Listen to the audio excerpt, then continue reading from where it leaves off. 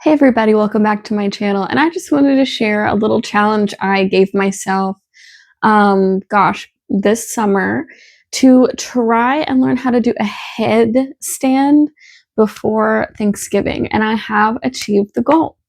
So I just wanted to, I'll put up a little montage of me practicing and trying up until I finally can essentially do a headstand at whim. Which was my intention.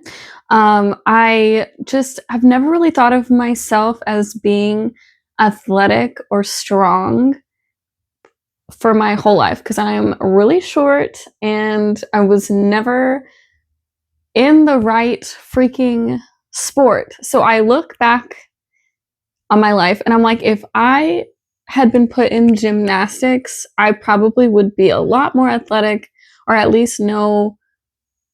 I think I would have succeeded there because I am freaking only a little bit taller than Simone Biles. You know what I mean? Like, I wish I could have done that when I was a kid. And I don't know where the adult gymnasiums are for like the actual gymnastics kind of stuff, but I figured out that I can just start on my own and just start learning things like calisthenics wise and just do stuff on my own and like challenge myself to do. And I've discovered that I really like recording myself doing these athletic things. So I'm going to keep trying to learn more as I go on, but I'm going to describe how I figured out how to do a headstand as well. So in case you're watching this video on like how, like a guide, maybe we're in the same boat and you're also not ever thought of yourself as athletic. And so I'll just describe how I was able to do a headstand. So I started out just on a hard floor with a yoga mat, and I was watching YouTube videos actually, and I just kept trying. There were certain yoga YouTube videos that would like work out the muscles to get to that point. So I would keep doing that at home like multiple times a week, just working up those muscles, because essentially the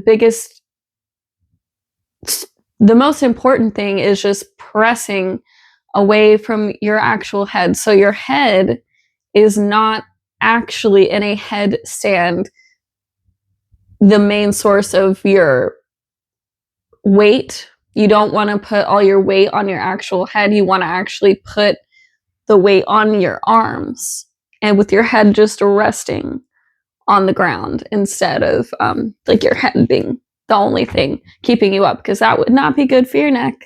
So definitely make sure you're just strengthening your arms, or that's the first step really, is just making sure your arm strength is enough to keep your body weight up. But it's actually more balancing than anything, is what I discovered. So essentially, once you're able to just keep yourself up, it's where you position your head and balancing. So what helped me, when it clicked for me, was when I was doing these videos, and one of them finally mentioned that they measure their arms by the elbow. Okay, so elbow to elbow, you can reach elbow to elbow and you're on the ground. Okay, so you're elbow to elbow, you open it up, and you clasp your hands together, right, to put your head in to place on the floor. So this part of your head is actually going to be like this part of your head is going to be on the floor, not this part. So that's also another misconception, because it's just the front of your head on the ground.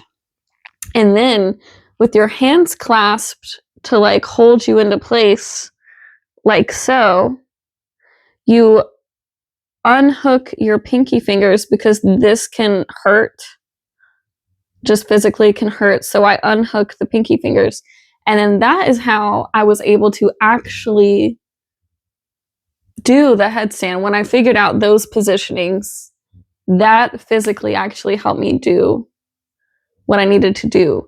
So essentially, I can show you. Oh gosh, do not mind my freaking pajama pants because I thought I wasn't even going to show you again. So you get on the floor. You have your elbows together. Oh gosh.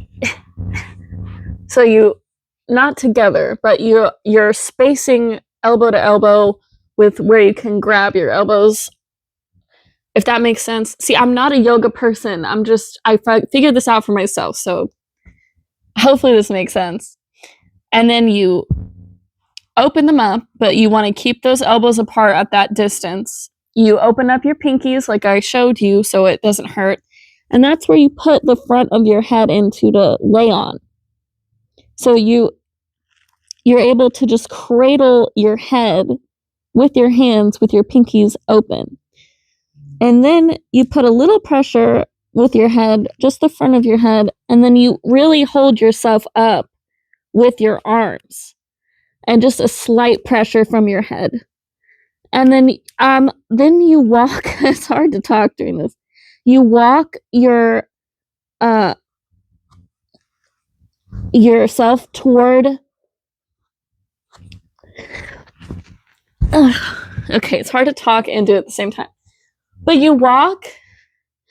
Then, God, Jesus, you walk your legs, and it's the carpet. I wouldn't start on carpet. It's harder.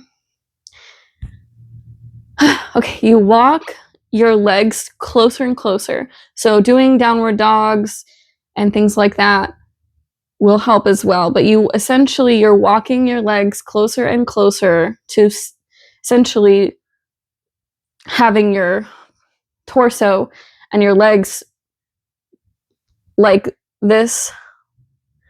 And then you'll notice that you'll push your pelvis back a little bit, and then your legs will naturally be able to come up. So sometimes I'll put my one leg up to help because I'm just not that good at moving my pelvis on its own like that. So I'll put one leg up to help that motion go, and then the other leg will just come up. I don't jump up. And every time I try to jump up, it does not work. And I don't think anybody actually recommends doing jumping up into it. Essentially, you just lift one leg if you need help moving your pelvis back to get your body straight. And at that point, it's just a balancing act. As long as your arms are strong to prevent too much weight being on your actual head, from there, it's really just balancing. Yeah, and anybody can do this. I think anybody could really, if you practice, you can do it too. So, yeah. Oh my gosh. Yeah, if you practice, you could do it too. And I'll have a little montage, I think. Yeah, I think, okay, but fun fact, the hardest spot I ever tried to do the little workout yoga and then leading the headstand in was on the beach. I don't know how people do yoga on the beach sand. Maybe it was just too windy that day. But yeah, just wanted to do a little chat about the headstand, and that's what I've been working on these last few months. And then I'll also make a little video about the fall activity we made, the pumpkin head. So I'll try to post that too. I'm trying to post videos every Wednesday at noon. I'm literally recording this on Wednesday morning, so I'm wondering if it is going to go out. But hopefully it will. Wish me luck. Bye. Okay, it's plank. I'm gonna see how much I actually remember. That's plank pose. I hate that's downward dog. Yeah. It's like a really good one. Warrior 1. Warrior 2. I'm not joking, that's what it's called. I hope you didn't want audio with this. I'm sorry. That's fine. Me just shouting at poses. Warrior 2! Warrior 2! Do you take requests? It's almost Warrior 2. Just working on it. Exalt your warrior? Triangle. How is downward dog not triangle? That's triangle. Well, I know, but like it's a perfect triangle when you do downward dog. I think it's messed up. When Miranda stretches, she's doing downward dog. Well, yes, I know.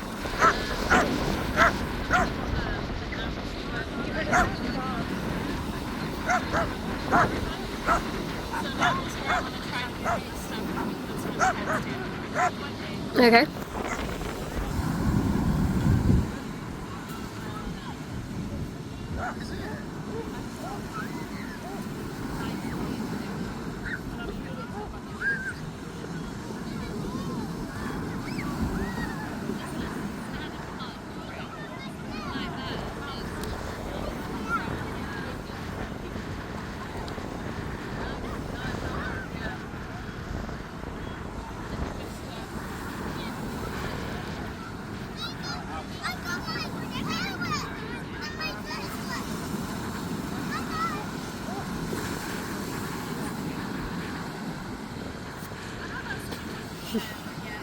So close.